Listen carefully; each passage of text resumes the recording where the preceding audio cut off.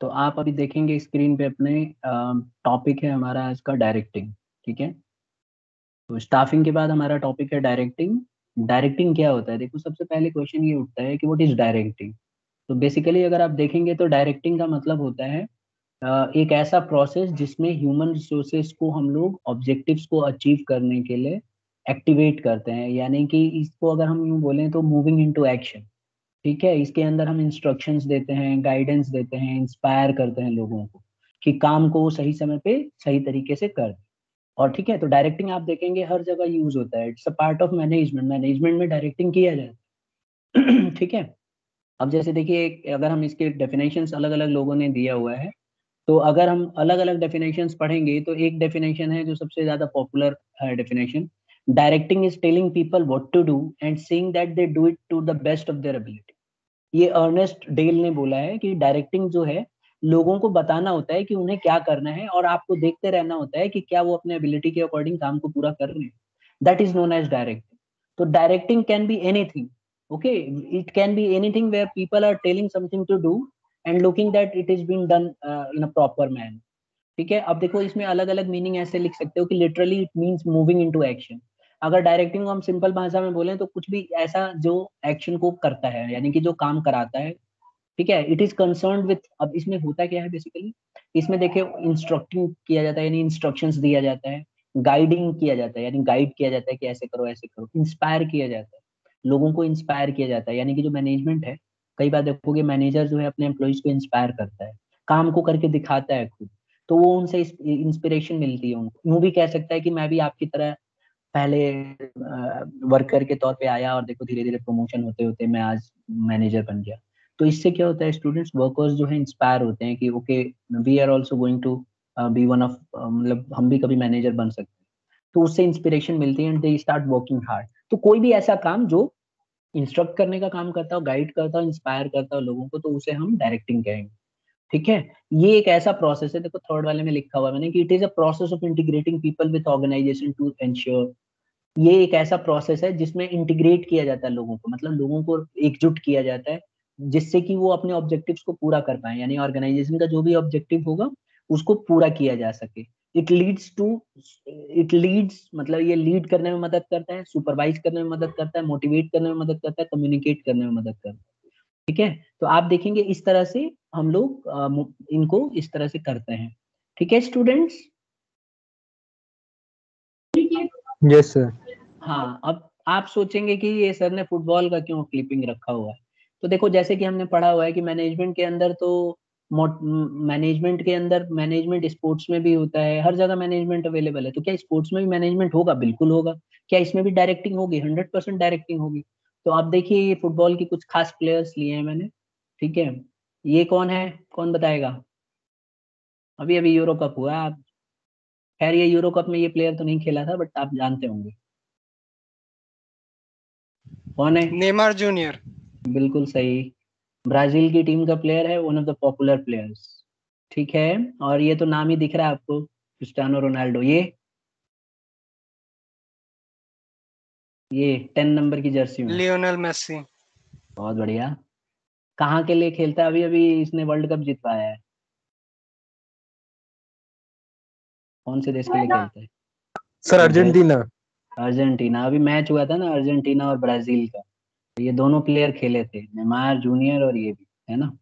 तो ये लास्ट में जीत गया था, और इसके साथ आप देख रहे हैं बहुत पॉपुलर फेस है, मैराडोना। ठीक है, तो आप देखेंगे ये इन लोगों को मोटिवेशन मिलती है। अगर आप देखेंगे तो ये लोग मोटिवेट कर रहे हैं, ये सारे जो है डायरेक्ट कर रहे हैं। जैसे देखो फर्स्ट वाले क्लिप में डायरेक्ट कर रहा है कि ऐसे करो ऐसे करो, इस तरह से करना है। ठीक है, मोटिवेट किया जाता है। कई बार मोटिवेशन का कारण भी होता है, जैसे ये जो मैराडोना को इसीलिए लिया गया था कि ये मोटिवेट करे, इंस्पायर करे। पूरी टीम इंस्पायर हो गई, देखो उसका फल क्या हुआ। वर्ल्ड मतलब पहली बार खिताब जीता है इस मेसी के रहते। तो इस तरह से होता है, स्पोर्ट्स में भी ये चीज होता है, ऑर्गेनाइजेशन के अंदर भी होता है। ठीक है, तो बेसिकली अगर हमसे पूछा जाए कि व्हाट इज डायरेक्टिंग, तो हम कह सकते हैं कि directing is telling people what to do and seeing that they do it to the best of their ability. Okay, it leads, it supervises, it motivates, it communicates the employees properly to do the work, and it properly guides everyone. ठीक है, अब देखिए, अब आप देखेंगे ये जो definitions जो स्क्रीन पे भी आएंगी आपकी, ये अलग अलग लोगों ने डेफिनेशंस दी हैं, तो आपको जो भी इजी लगेगी वो आप नोटबुक में लिखिएगा और उसी को याद कीजिएगा। एक कोशिश करो एक ही को याद करो। मैं आपको सजेस्ट करूंगा अर्नेस्ट डेल वाली ज्यादा आसान है, इसको याद कर लीजिए कि telling people what to do and seeing that they do it to the best of the ability. तो अलग अलग लोगों ने अलग अलग इसको दिए हैं डेफिनेशन, तो आप एक इनमें से कर लीजिए। ठीक है, अब नेक्स्ट आ जाता है स्टूडेंट्स कैरेक्टरिस्टिक्स ऑफ डायरेक्टिंग। आप देखेंगे अभी कैरेक्टरिस्टिक्स ऑफ डायरेक्टिंग। अब डायरेक्टिंग के फीचर्स क्या है? डायरेक्टिंग में हमने जितने भी फीचर्स पढ़े, जितने भी हमने उसके बारे में पढ़ा, उन्हीं में से फीचर्स निकल के आएंगे। देखो, सबसे पहला फीचर है इनिशिएट्स एक्शन। डायरेक्टिंग की खास बात क्या होती है कि it gives a starting for all the actions in the management. अगर आप देखेंगे ना, तो मैनेजमेंट के अंदर स्टार्टिंग इसी की देन, तो इसी की वजह से स्टार्टिंग मिलती है। क्योंकि आप देखेंगे सबको अपना अपना आपने काम दे दिया, स्टाफिंग कर ली, सब कर लिया, बट कोई ना कोई पर्सन ऐसा होना चाहिए जो उनको लुक आफ्टर करे, देखे कि काम ढंग से कर रहे हैं कि नहीं कर रहे हैं, और लोगों को मोटिवेट करे, गाइड करे, इंस्पायर करे। तो इसीलिए कहा जाता है कि इट इनिशिएट्स एक्शन, ये मदद करता है एक्शन को स्टार्ट होने में। ठीक है, इसके वजह से काम स्टार्ट होता है। और मैनेजमेंट के अंदर काम, जैसे आप किसी भी ऑर्गेनाइजेशन के अंदर देख लीजिए, जब भी हम एम्प्लॉयज को काम देते हैं, तो directing is very important. It is one of the crucial part of our directing, you can say, because it helps, it gives direction to the employees. Okay, there is a guiding factor also where manager keep on guiding them whenever he see that there is any fault done by the employees, then he guides them. He tells them that this work is not supposed to be do like this, done like this. He guides them how to do that work. तो वो guide करता है कि उस काम को कैसे करना है। तो इसीलिए हम बोलते हैं ये इनिशिएट्स एक्शन, ये एक्शन को इनिशिएट करने में मदद करता है। ठीक है, कोई डाउट किसी को पहले पॉइंट में? दूसरा आता है परवेसिव। देखिए, मैनेजमेंट की भी ये फीचर है, हमने पढ़ा हुआ है पीछे। तो डायरेक्टिंग का भी एक फीचर है परवेसिव। ये फंक्शन क्या करता है कि इसको हम परवेसिव क्यों कहते हैं? क्योंकि जो डायरेक्टिंग है, ये सुपीरियर सबॉर्डिनेट रिलेशन को एग्जिस्ट करने में मदद करता है। ये हर एक लेवल पे है। आप देखिए, क्या डायरेक्टिंग गाइडिंग क्या टॉप लेवल मिडिल लेवल को करता होगा? बिल्कुल श्योर, 100% करता होगा। हमेशा टॉप लेवल मिडिल लेवल को गाइड करता है। क्या मिडिल लेवल लोअर लेवल को गाइड करता है? एग्जैक्टली बिल्कुल करता है। तो मिडिल लेवल भी लोअर लेवल को गाइड करता है। तो हम कह सकते हैं कि ये हर एक लेवल पे है, चाहे वो टॉप लेवल हो, चाहे मिडिल लेवल हो, चाहे लोअर लेवल हो, हर जगह डायरेक्टिंग है। यानी कि अगर हम देखें तो मोटिवेशन करने का काम, कम्युनिकेशन करने का काम, और गाइडेंस करने का काम, every work is done at every level. So we can say that it is pervasive in nature, it is applicable everywhere, be it a top level or a middle level or a lower level. तो ये हर जगह applicable होने की वजह से इसकी ये खूबी है कि ये परवेसिव इन नेचर है।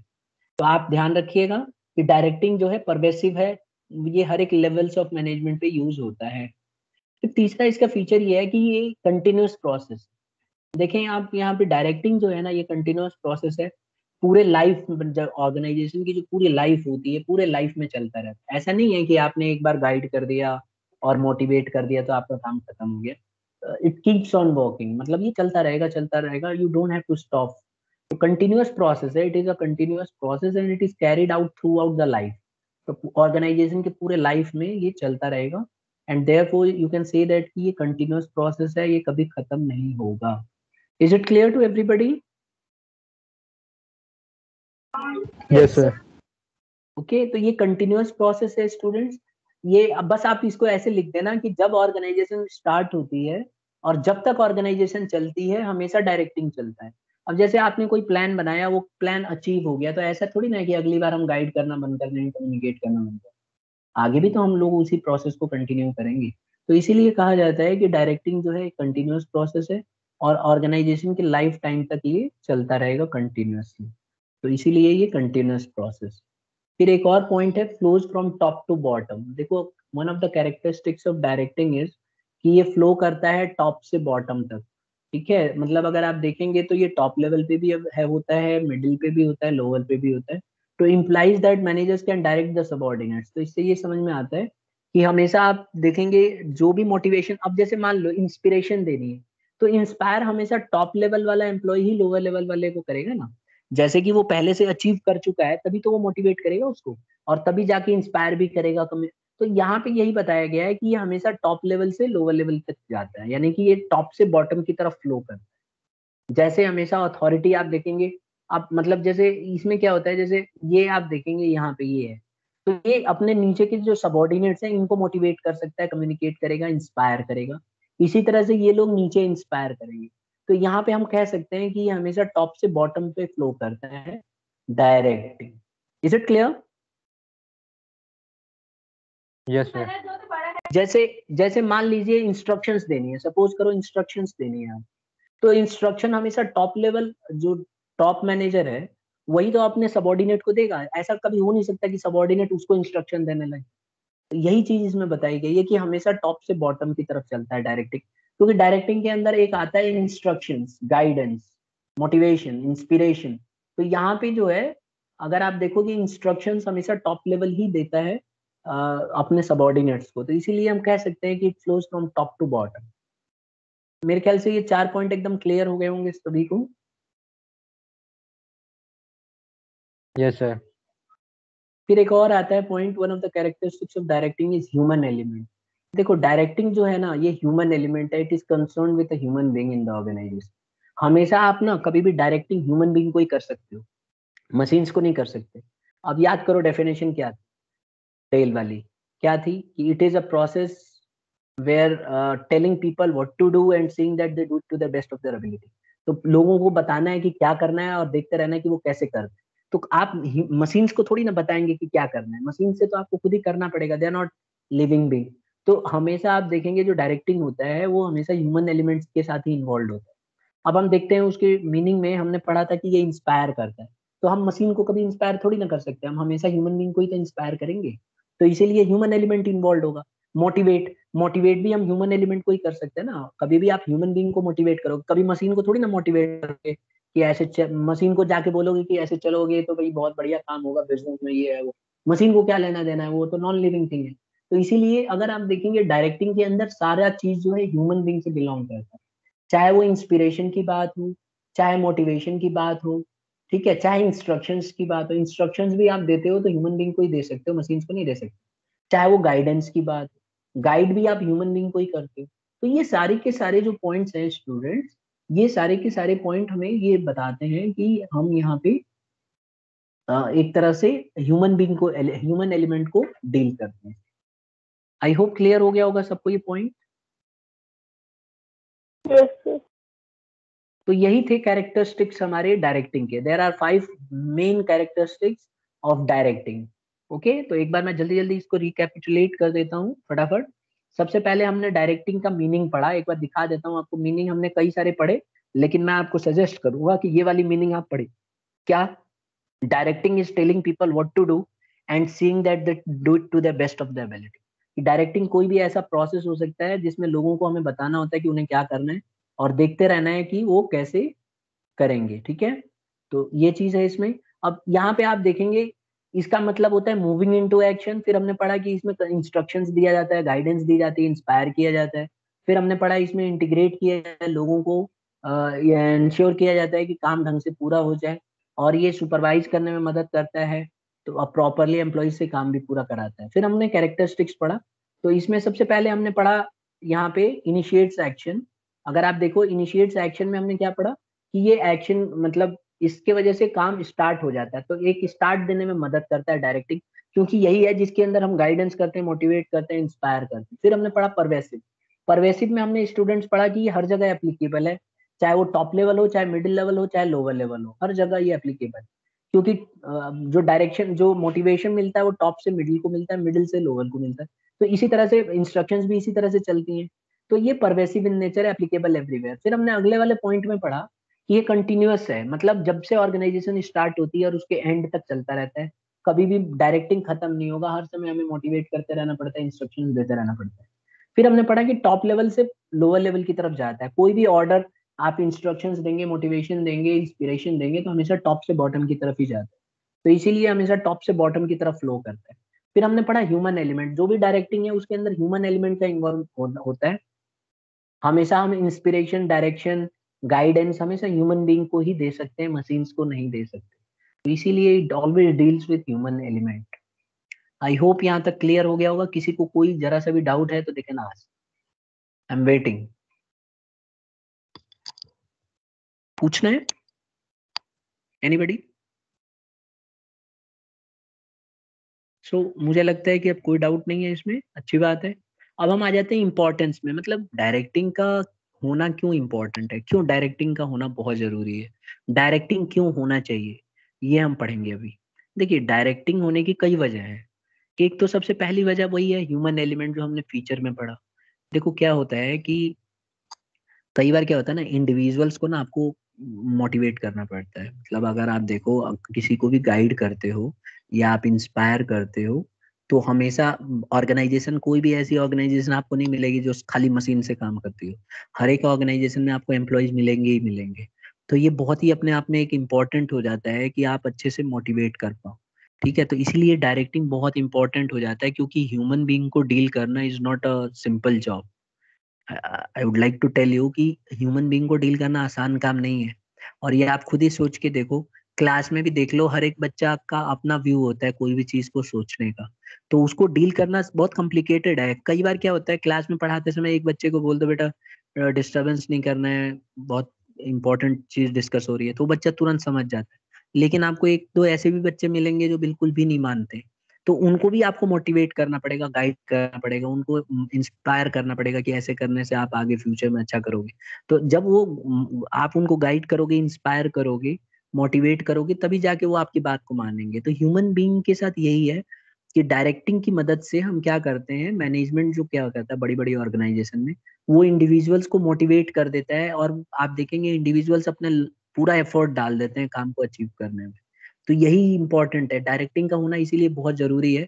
क्योंकि अगर ऑर्गेनाइजिंग के अंदर डायरेक्टिंग नहीं होता, तो हम ह्यूमन बीइंग को इतने अच्छे से मोटिवेट नहीं कर पाते, इंस्पायर नहीं कर पाते, इंस्ट्रक्ट नहीं कर पाते, and therefore we would not be able to complete our objectives also. तो हम अपने ऑब्जेक्टिव्स को भी अचीव नहीं कर पाते, तो इसीलिए इट्स वेरी इंपॉर्टेंट। ठीक है, आ गया समझ में पहले इसकी इंपॉर्टेंस, स्टूडेंट्स? yes, दूसरा आता है इंटीग्रेट्स एम्प्लॉइज एफर्ट। देखो, हमेशा जो डायरेक्टिंग है ना, ये कोऑर्डिनेट करता है, इंटीग्रेट करता है जितने भी ऑर्गेनाइजेशन में एम्प्लॉय हैं। सबका अपना अलग अलग काम होता है, लेकिन डायरेक्टिंग ही है जो इस काम को पूरा कोऑर्डिनेट करके मिला देता है। देखो समझते हैं कैसे। जैसे आप देखो, ऑर्गेनाइजेशन के अंदर कई सारे डिपार्टमेंट्स होते हैं, सेल्स, प्रोडक्शन, मार्केटिंग। ठीक है, अब आप देखो, अगर आप प्रॉपर तरीके से गाइड करोगे और मोटिवेट करोगे एम्प्लॉयज को, तो सब अपना अपना काम टाइम पे पूरा करेंगे, और सबका काम मिला के कंप्लीट एक जो टाइम बाउंडेशन होती है उस पे पूरा हो जाएगा। जैसे मान लीजिए, एक कंपनी है, कार की कंपनी, उसने अपना टारगेट रखा कि हम कम से कम एक महीने में 1 लाख कार बनाएंगे। ठीक है, ऐसा उसने टारगेट रख लिया कि हर महीने में हम 1 लाख कार बनाएंगे। अच्छा, अब प्रोडक्शन डिपार्टमेंट को आपने मोटिवेट कर दिया, और बहुत अच्छे से मोटिवेट करके, और प्रोडक्शन डिपार्टमेंट को आपने जो है प्रोडक्शन करवा दिया। लेकिन अगर मान लो आप गलती से सेल्स डिपार्टमेंट को नहीं करा पाते, तो फिर वो कार बन के वैसे ही रखी रहेंगी और बिकेंगी ही नहीं। तो इसीलिए, और मार्केटिंग डिपार्टमेंट जब ढंग से मार्केटिंग नहीं करेगा, तो उसके ऑर्डर ही नहीं आएंगे, कोई खरीदेगा ही नहीं। तो इसीलिए हर एक डिपार्टमेंट अपने आप में बहुत इंपॉर्टेंट है। तो डायरेक्टिंग क्या करता है, डायरेक्टिंग इसको इंटीग्रेट कर देता है, सबके एफर्ट्स को मिला देता है। मतलब प्रोडक्शन वाला अपने समय पे प्रोडक्शन करेगा, सेल वाले को भी समय दिया जाता है तो वो अपने सेल टाइम पे कर लेता है। इसी तरह से मार्केटिंग वाला ढंग से मार्केटिंग करता है, जिससे कि सही तरीके से डिमांड आ जाए। तो हर एक पर्सन अपने अपने हिसाब से काम को टाइम टू टाइम करता है, और एक दूसरे की एक्टिविटी को इंटीग्रेट करने का काम करता है डायरेक्टिंग। आई होप समझ में आ गया होगा। yes, sir. So if directing is absent, then it will be very hard for any business to achieve its objectives. Okay, every business organization has its objectives, and there are a lot of people working into the organization with different objectives. What directing do is it integrates all the efforts of all the employees and try to complete those work in a coordinated manner and in a specified time. Hence, we can say that it integrates the employees' efforts. Then the third one is it is a means of motivation.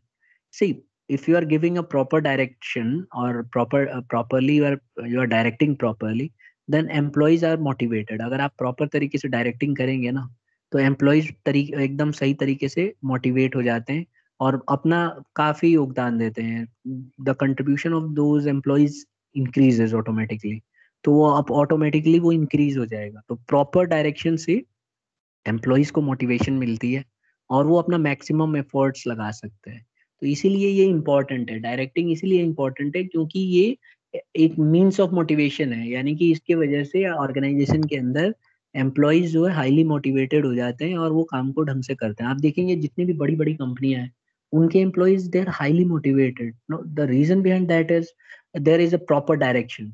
Okay, directing जो function है, function of management, that is very good. बहुत अच्छे से किया जाता है, उनको proper तरीके से जो है इंस्पायर किया जाता है, मोटिवेट किया जाता है, इंस्ट्रक्शंस उनको प्रॉपरली देते हैं, गाइड करने के लिए रखे रहते हैं। तो ये सारे काम उनको टाइम टू टाइम होता है, तो इसीलिए वो they are very much capable of performing the job in time. तो इसलिए वो अपने काम को पूरा ढंग से समय पे कर पाते हैं। That's the reason they are able to do that. Is it clear to everybody now? Yes, sir. ठीक है स्टूडेंट्स, अब नेक्स्ट आता है इसका importance, provide stability and balance in the organisation. See, अगर आप अच्छे से लीडरशिप क्वालिटी होगी, सुपरवाइज अच्छे से करेंगे, मोटिवेट करेंगे, कम्युनिकेट करेंगे, तो ये ऑब्वियस सी बात है कि जो वहाँ पे ऑर्गेनाइजेशन के अंदर एम्प्लॉयज है ना, वो जो है स्टेबल रहेंगे, छोड़ के जाएंगे नहीं। अब जैसे मान लीजिए आप किसी ऑर्गेनाइजेशन को ज्वाइन कर और आपको आपसे वो काम नहीं हो रहा है, तो अगर इमेजिन करो कोई पर्सन आपको गाइड करे, ठीक है, आपको इंस्पायर करे और आपको किसी भी तरह से उस काम को करवाने में मदद करे कि ऐसे करना है, ऐसे करना है, ये गलती कर रहे हो, ऐसे करना है। मतलब आपका काम पूरा करवा दे, तो फिर आप क्यों छोड़ के जाएंगे उस ऑर्गेनाइजेशन? कोई भी पर्सन ऑर्गेनाइजेशन को इसीलिए छोड़ता है कि उसको या तो वो काम पूरा नहीं ढंग से कर पाता है, तो उसको लगता है कि मैं नहीं कर पा रहा हूँ, तो फिर वो स्टेबिलिटी नहीं रहती है उसकी। लेकिन अगर हम प्रॉपर तरीके से डायरेक्टिंग को फॉलो करें, अगर कोई ऑर्गेनाइजेशन डायरेक्शन अच्छे से देती है, मोटिवेट करती है एम्प्लॉय को, इंस्पायर करती है अगर, तो फिर वो ऑर्गेनाइजेशन के अंदर एम्प्लॉय जल्दी छोड़ के जाएगा नहीं, बिकॉज उसको इंस्पिरेशन मिली रहती है कि भाई मेरा भी प्रमोशन होगा, सैलरी बढ़ेगी, इस तरह से वो हाईली मोटिवेटेड होते हैं ऑलरेडी। ठीक है, तो ये एक देखा गया है कि इसके अंदर स्टेबिलिटी आ जाती है। Is it clear? Yes. फिर एक और पॉइंट आता है, facilitate changes in the organization. देखो, कोई भी बदलाव लाना है ना, तो डायरेक्टिंग का होना बहुत जरूरी है। इतना आसान नहीं होता है बदलाव लाना। ऑर्गेनाइजेशन के अंदर ह्यूमन बीइंग को डील करते हैं आप, तो अगर आप ऑर्गेनाइजेशन के अंदर ह्यूमन बीइंग में कोई बदलाव लाएंगे, तो कई बार ऑर्गेनाइजेशन में एम्प्लॉयज मना कर देते हैं, बोलते हैं नहीं हम नहीं करेंगे। ठीक है, तो आप डायरेक्टिंग के थ्रू आप उसको फैसिलिटेट कर सकते हो, मनवा सकते हो। जैसे मैं आपको बताऊं, जैसे बैंक्स में हुआ था, जब पहले कंप्यूटर नहीं थे, आपको पता है बैंक में 1991 से पहले कंप्यूटर नहीं हुआ करते थे। मैं अभी ध्यान है मुझे, मैं 12th में था, तो बहुत सारे बैंक्स में मैं मतलब अपने बैंक में कई बार फादर के साथ जाता था, तो वहां पे देखता था हैंडमेड बनाते थे वाउचर्स वगैरह सब। तो कंप्यूटर पे काम नहीं करते थे उस समय भी। तो कंप्यूटर पे काम नहीं करने की वजह से जब ये टेक्नोलॉजी लाई गई, तो बैंक के जितने भी एम्प्लॉयज हैं ना, उनको मैनेजमेंट ने बोला बैंक की तरफ से कि भाई आपको कंप्यूटर पे काम करना है, आपको सॉफ्टवेयर दिया जाएगा और सारे ट्रांजेक्शन आपको कंप्यूटर पे करने हैं। ठीक है, हाथ से गलतियां होती हैं। पता है उन्होंने क्या कहा? उन्होंने कहा कि हाथ से गलती होती है, हम वो प्लस माइनस करके देख लेंगे, लेकिन अगर हम कंप्यूटर पे गलत बटन दब गया और गलती से एंटर का बटन दब गया, फिर तो हम बर्बाद हो जाएंगे। तो इसीलिए हम कंप्यूटर पे काम करेंगे नहीं, स्ट्रिक्टली मना कर दिया उन्होंने। तो डायरेक्टिंग की वजह से वो माने, मतलब उनको बोला गया कि देखो हम आपको ट्रेनिंग देंगे, उनको मोटिवेट किया गया, उनको इंस्पायर किया गया, ठीक है, उनको गाइड किया गया कि भाई देखो गलती होगी तो हम लोग हैं ना, आपको सिखाया जाएगा, आपको देखा जाएगा, शुरू में आपसे गलती होने ही नहीं दी जाएगी। तब जाके वो लोग तैयार हुए। तो इसमें क्या क्या किया, कम्युनिकेशन किया, उनसे मोटिवेशन किया, उनको इंस्पिरेशन दी गई, ठीक है, उनको डायरेक्ट किया गया, इंस्ट्रक्शंस दिए गए। तो इस तरह से वो लोग काम को करते हैं, तो आज की डेट में उनको कोई प्रॉब्लम नहीं है। डायरेक्टिंग बहुत जरूरी है। अब इमेजिन करो डायरेक्टिंग नहीं होता, तो क्या वो, मैंने बैंक के जो एम्प्लॉई है वो मानते? वो तो बिल्कुल नहीं मान रहे थे, एकदम एक उन्होंने स्ट्रिक्टली बोल दिया था कि हम नहीं करेंगे, हम इसको सपोर्ट ही नहीं करेंगे, ये बहुत खतरनाक है। और आज की डेट में वही सबसे आसान हो गया है। तो उनको गाइड किया गया कि देखिए इसमें एक सॉफ्टवेयर होता है, अगर किसी के अकाउंट में 1 लाख रुपए हैं और वो अगर 3 लाख रुपए निकलवा रहा है, तो जैसे ही आप 3 लाख रुपए पे करोगे, तो आपको जो सॉफ्टवेयर है वो एक्सेप्ट नहीं करेगा, उसमें कहीं एरर दिखाएगा, तो आपको पता चल जाएगा कि कहीं गलती हो रही है आपसे, तो आप उसको देख लोगे। इसी तरह से कुछ गलतियां, जो बेसिक गलतियां होती हैं, वो गलतियां खत्म हो जाएंगी। तो आप ही को फायदा है अगर आप कंप्यूटर यूज करेंगे। तो एम्प्लॉय इस बात के लिए तैयार हो गए, बिकॉज उनको डायरेक्ट किया गया, मोटिवेट किया गया, लीडरशिप क्वालिटीज दिखाई गई उनके साथ, ठीक है, सुपरवाइज किया गया उनको, तो इसीलिए ये आसान हो। तो ऑर्गेनाइजेशन के अंदर ये मदद करता है चेंजेस लाने। Is it clear to everybody now? Yes, sir. ठीक है स्टूडेंट्स, तो यही थे इम्पोर्टेंस जो आज हमने पढ़ा कि इम्पोर्टेंस क्या क्या है। एक तो ह्यूमन एलिमेंट को डील करता है, ह्यूमन एलिमेंट को डील करना it's not a simple job, तो इसीलिए ह्यूमन एलिमेंट को ये डील करता है, प्रॉपरली कन्वे करता है, मोटिवेट करता है। ठीक है, दूसरा हमने पढ़ा इंटीग्रेट्स एम्प्लॉइज एफर्ट। डायरेक्टिंग क्या करता है, प्रॉपर तरीके से कोऑर्डिनेट करता है और सारी एक्टिविटी को इंटीग्रेट करके एक साथ ले आता है। इससे होता क्या है कि ऑब्जेक्टिव्स को पूरा करने में आसानी हो जाती है। जैसे मैंने आपको एग्जांपल दिया था ना कि ऑर्गेनाइजेशन में अलग अलग डिपार्टमेंट है और सब डिपार्टमेंट में से एक ने भी काम लेट कर दिया तो पूरा काम रुक जाएगा। तो इसीलिए ये बहुत इंपॉर्टेंट है। फिर आ जाता है, हमने एक और पढ़ा, हमने मीन्स ऑफ मोटिवेशन। ये मोटिवेट करने का एक नया जरिया है, ये मोटिवेशन लाता है।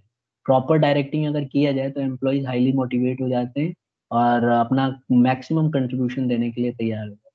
तो proper direction motivates the employees to contribute to their maximum effort, तो ये मैक्सिमम एफर्ट देते हैं। फिर एक और हमने पढ़ा, provides stability and balance in the organization. ये क्या करता है, स्टेबिलिटी लाता है ऑर्गेनाइजेशन के अंदर, बैलेंस लाता है। ठीक है, ऑर्गेनाइजेशन के अंदर प्रॉपर बैलेंस लाता है। Effective leadership, supervision, motivation and communication provides stability. तो अगर प्रॉपर तरीके से डायरेक्टिंग किया जाए तो एम्प्लॉयज छोड़ के नहीं जाते जॉब और स्टेबिलिटी बनी रहती है। फिर ये है ऑर्गेनाइजेशन में बदलाव लाने में भी मदद करता है। ठीक है स्टूडेंट्स, यहाँ तक समझ में आ गया आपको? Yes. हाँ जी, sir. Yes, sir. ठीक है, अब हम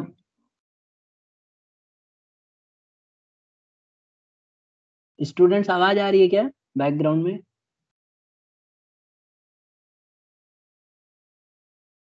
ठीक है, अब सुनाई दे रहे हैं? Yes, sir. Yes, sir. Yes, sir. ठीक है। तो ये थे हमारे इंपॉर्टेंस ऑफ डायरेक्टिंग। ओके,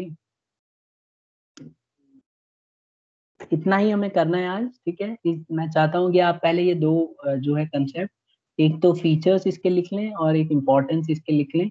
इतना याद कर लीजिए इसको और इसके नोट्स बना लीजिए। अब इसमें अगर कुछ पूछना है तो पूछ सकते हैं, और इसका मीनिंग जितने अच्छे से समझेंगे उतना ही अच्छे से आपको आएगा।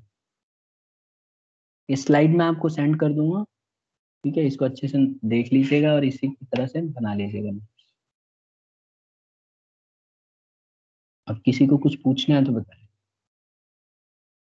है कोई डाउट किसी बच्चे को? Yes, sir. पूछना है?